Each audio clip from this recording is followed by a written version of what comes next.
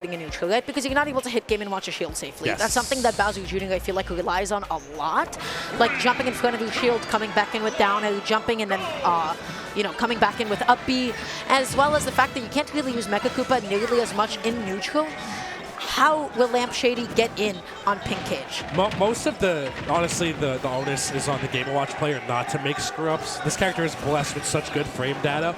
The weaknesses you can find in the armor are when the character is lingering in the air for too long or trying to be a little bit overzealous with some smash attacks and stuff like that.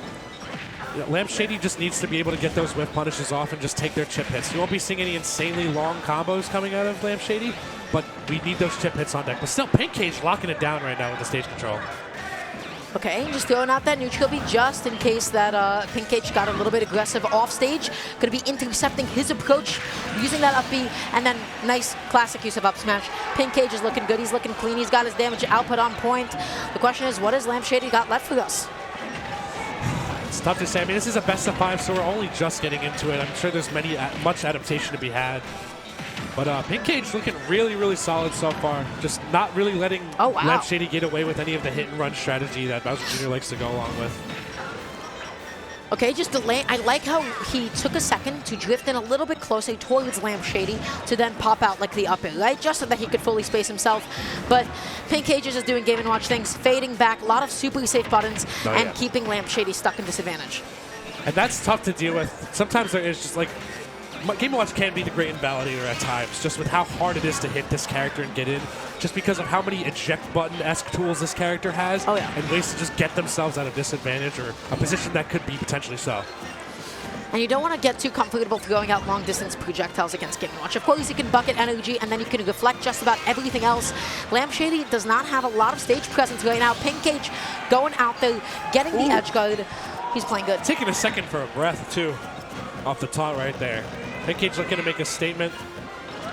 That jab at ledge, very potent kill tool right there for Bowser Jr., but just the damage is piling up right here. There's just no... Pink Cage is leaving no cracks for LampShady to exploit right now. No crumbs on his plate at all. My man finishes every meal.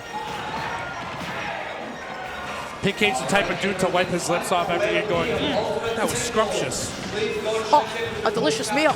Going out there, tries to go for the same edge guard with like a back air, ends up going to the other side, and actually comes back on swinging. LampShady at least gets a stock off this game. Coast to coast right there. Pink Cage still, though, one down smash confirm or even just a good back air off of potentially taking this game out right here. LampShady is going to have to play the best neutral of his life if he wants to stay in this game.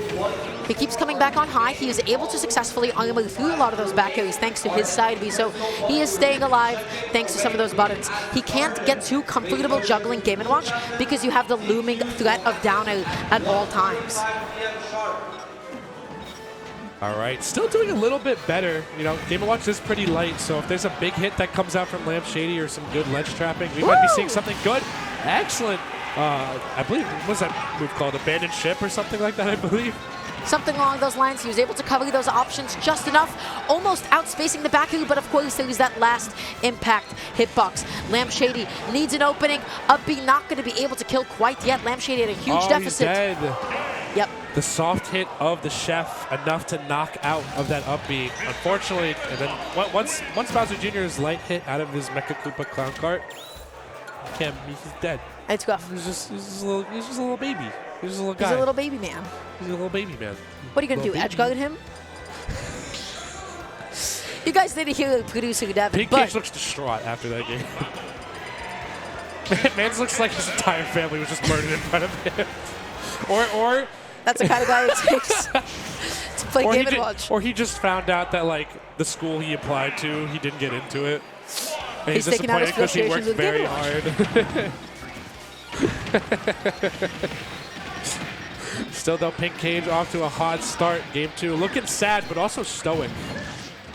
Stern, stoic. Stern. You know, he is remaining vigilant as much as he can. He's able to find that grab out of shield into a nice little neutral. Tries to go through the up B extension, doesn't find it quite yet. And again, the same situation as last time. LampShady struggling to find openings, but catching Pink Cage out of a lot of these up Bs. This is tough, too. You gotta not really take too many early commitments when Game & Watch is recovering. A lot of players will get complacent at the ledge to try and two-frame once Game & Watch tries to go to the ledge. But some Game & Watch players will try to mix up by popping above the ledge. You really can't commit to that ledge option until the last moment. And it's almost always better deploying an aerial over the ledge. Yeah.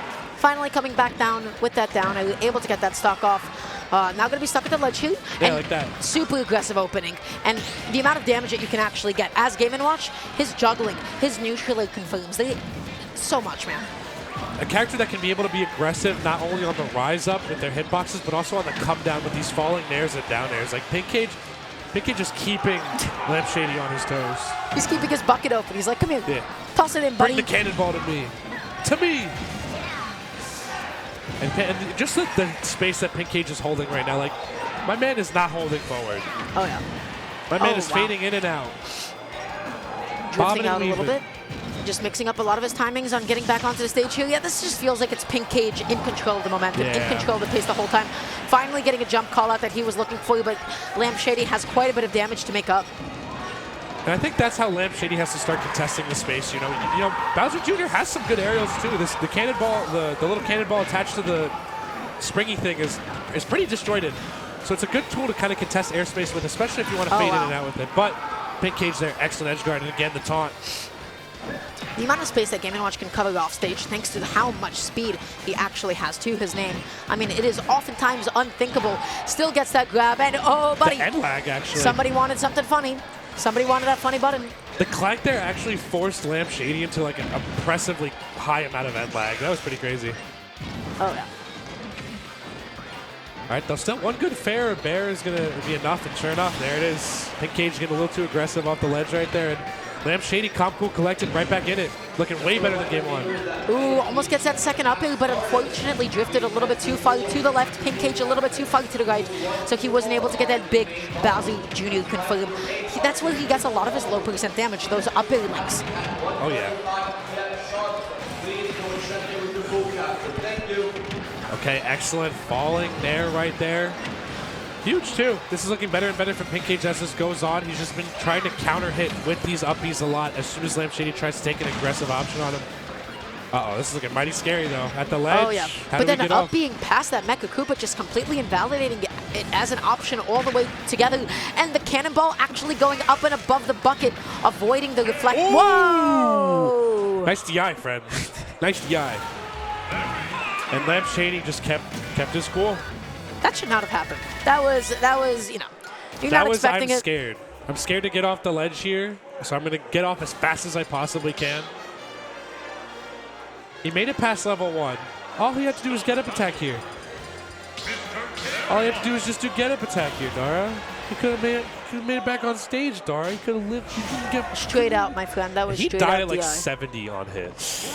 As a macaroni and cheese, if I've ever seen one. But Pinkcage looking confident, a little less sad now, and now determined. You're seeing that clenched upper lip. Those lips are pursed. He's ready to go. He's ready to give him a big old kiss.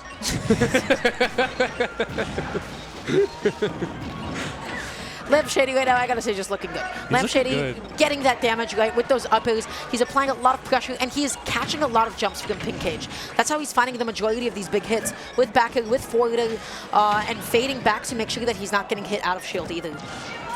He's just been playing like so calculated as well. He isn't letting any of like Pinkcage's like kind of campy play style like really shake him at all. He's just been waiting for his good hits, and he's been opting into his normals a whole lot more. The adaptation is looking very, very good on LampShady so far. But Pinkcage needs to close now, 146%. Maybe he's going to dip out there for like a back air. Okay, tries to come back on with up. He does so successfully, but now you're stuck at the ledge against Game & Watch. Backs off a little bit, and that connected. As the last hit, Franklin poked his head out for one last bite for it all. He got the chomp. He's hungry. All right, though, this should be some pretty solid damage being dealt up, but finding the magical air dodge to get out of it all. LampShady, though, eating a quick 48 for that one on the stretch stock. Okay, just sitting out of shield here. Not able to find that big uppy hit, but just, again, constantly intercepting LampShady getting back onto the stage. 67%. This can be evened up with an up air. LampShady is looking for it. He's not able to find it. Trying to shark with these up airs constantly, too, as LampShady are struggling to land. Oh, yeah. just can't get in, can't even hammer their way through with these side Bs. Has to play. Pinkage is just turning up the walling.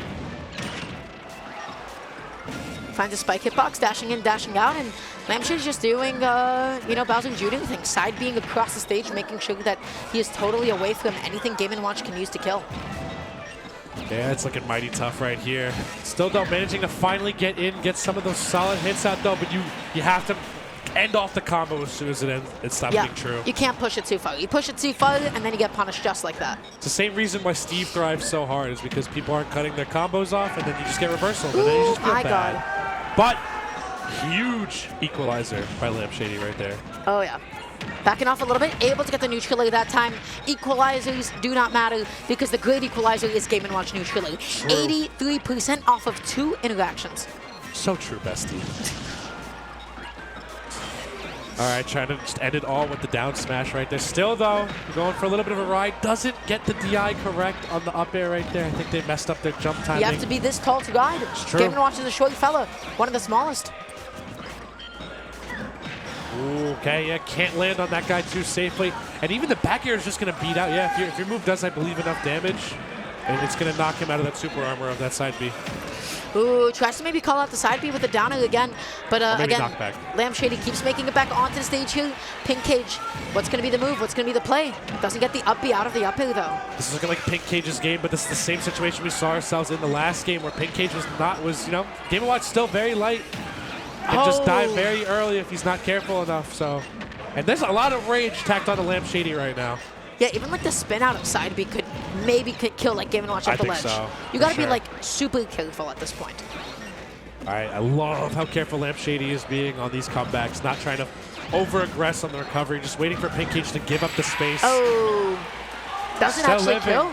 That was only the late hit of dash attack. But finally catching the jump out of the side B that time around. I'm wondering why he did jump and release it instead of just holding on to it.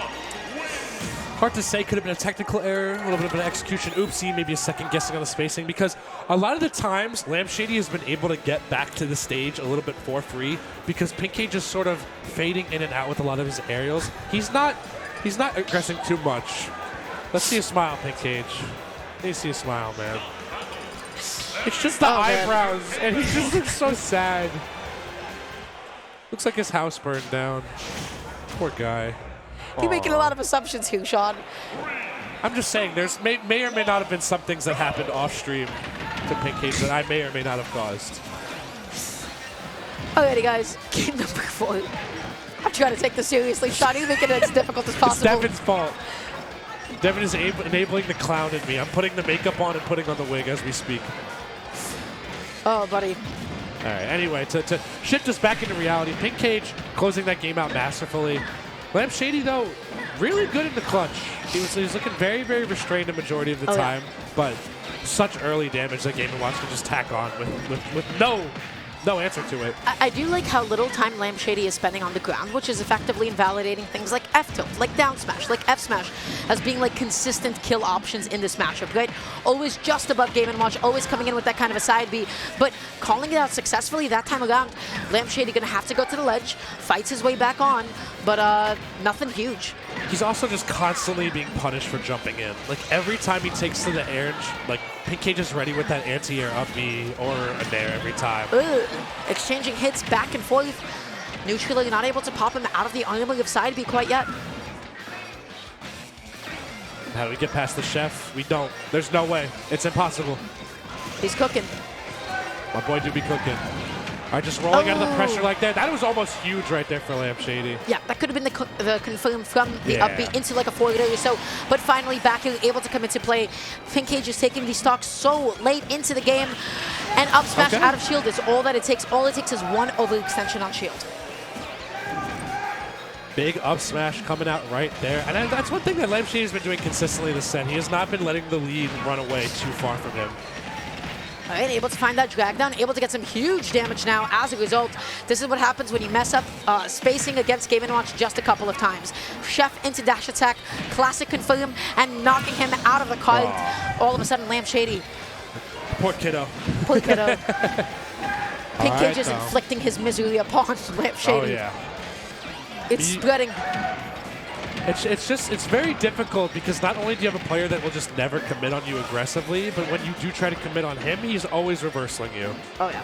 It can be very, very frustrating, especially with a character that's kind of linear and neutral, such as Bowser Jr. Okay, dodging past those hits. If anything, those hits are quite notorious for not connecting. Same thing with down smash. Doesn't get the barely hitbox, but at least it's set up into a bit of a tech chase. Oh, yeah. Jumping in with that neutral lead. The fishes have come out to swim as Pink Cage has this massive lead built up.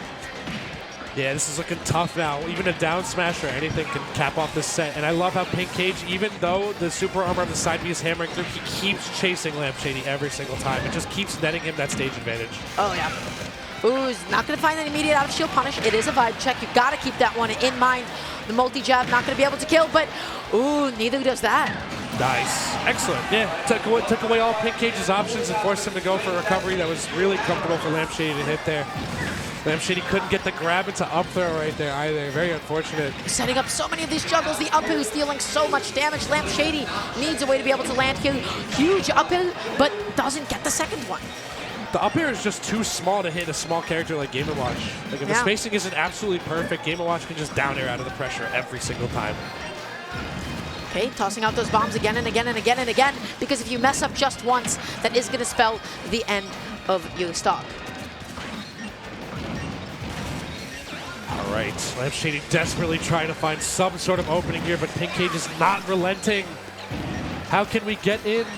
How do we get in? The Mecha Koopas have been nullified as well. Like every time LampShady tries to throw a Mecha Koopa, it's just been getting canceled out. Ooh, double jumping, stalling with the bucket a little bit on the way back down. Okay, is that going to connect? It does, but it does not kill. Oh, the mix up, and you can't be punished. Good awareness, though, from Pink Cage. Like, you know, I'm not getting hit by anything funny. I'm going to sit and shield here. That could have been a big opening right there for LampShady, but just is forced to respect it. Spinning out. Okay, 64 damage and a lot of rage. If Pink Cage slips up once, this could be very, very lethal. But he will not slip up. LampShady will end up jumping right into the down air as Pink Cage takes that game number 4, able to get that set. And he smiled. He smiled right after he smiled. A little bit of, yeah, it's happy. You know that one episode of Smiling Friends where that guy wasn't like doing so well the whole time? He wasn't doing so well that entire episode, and then all it took was for him to start exterminating the little guys. That was Pink Cage. That finally brought a smile to his face. I was like, yeah, this is it. Life is worth living just to inflict pain to Bowser Jr. What, the ant? It's kind of cool, I guess. Anyway, what a good set. LampShady putting their best foot forward, getting that win on Blitz Luigi, but unfortunately their bracket run ends here as Pink Cage progresses further into this bracket. And guys, we got some lovely little advertisements to read off for you guys right now. First of all, VGBC had a little bit rough end of the year. So let's give them some love. Like, follow, subscribe. Let's support them. Twitch, Twitter, YouTube, and on Facebook.